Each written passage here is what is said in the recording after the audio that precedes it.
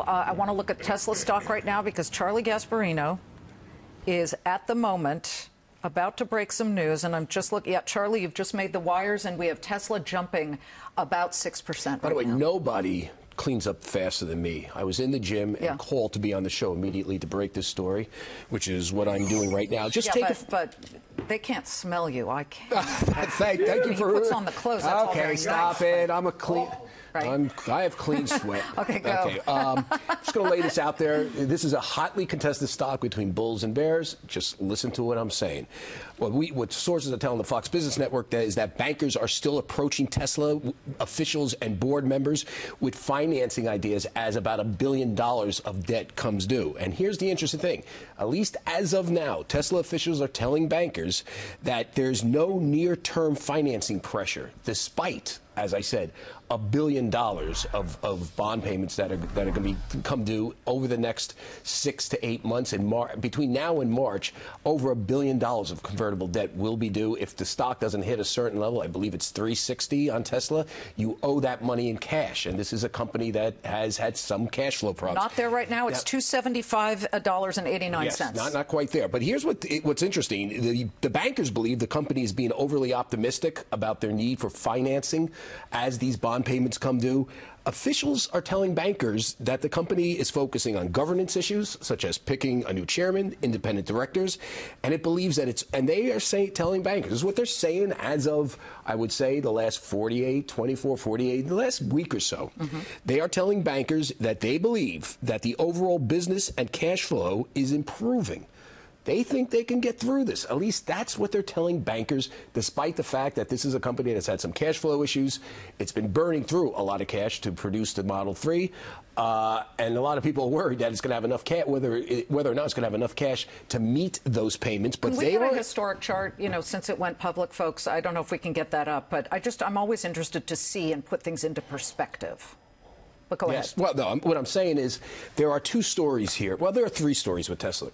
There's the extreme bear case that think that, and you can see this on Twitter all the time, that this thing is a massive Ponzi scheme. There's no money here. Musk is a fraud. Okay, it's not. Let me tell you, they started the quarter with production of 11,500 vehicles. No. That's not a fraud. Okay, there's the extreme bull case that this guy is God. Okay. Then there's the people in the middle, including many on Wall Street, who believe he's created something good.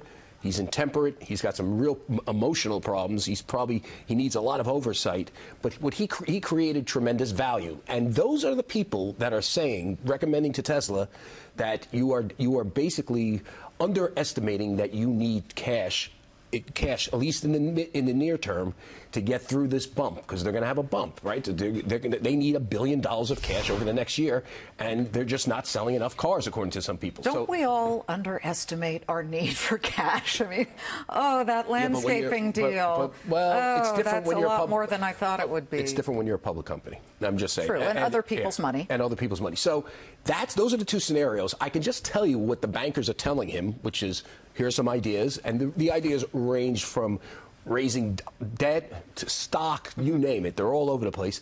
They're coming back, the officials at Tesla that they're approaching. And they're approaching board members and officials. We don't see a near-term cash need, financing need. We don't believe that it's Armageddon. Basically, our finances are improving. Now, how long this condition that I just laid out stays at Tesla is, I can't tell you. I can just tell you the conversations that are going on. For all I know, they're writing a bond deal tomorrow, and the whole thing is going to, and there'll be a sea change, or they're going to issue some more stock tomorrow. But I can tell you that as of the last week or so, bankers are having these conversations. That's what the Tesla people are telling the bankers, that there is not a dire near-term, existential need to do financing. And they think what they're saying is the cash flow is improving, the business conditions improving. Now, we should point out that they're going to release earnings pretty soon, right?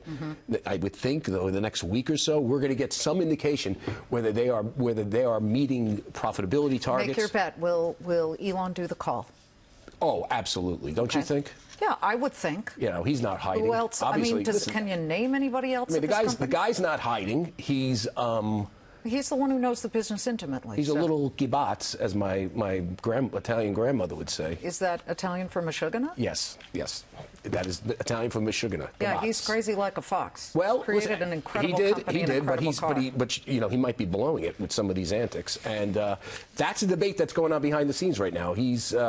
So they're saying near term they got to pick before they do any financing. At least they got to pick a chairman and some directors. As you know, James Murdoch of Fox, our parent company, his name has been floated out there. I have no idea if he's going to get the job or not. Just throwing that out there as for full disclosure. Okay. Well, the stock right now climbing on your tweet, just slightly off the highs of the session, up 6% for Tesla.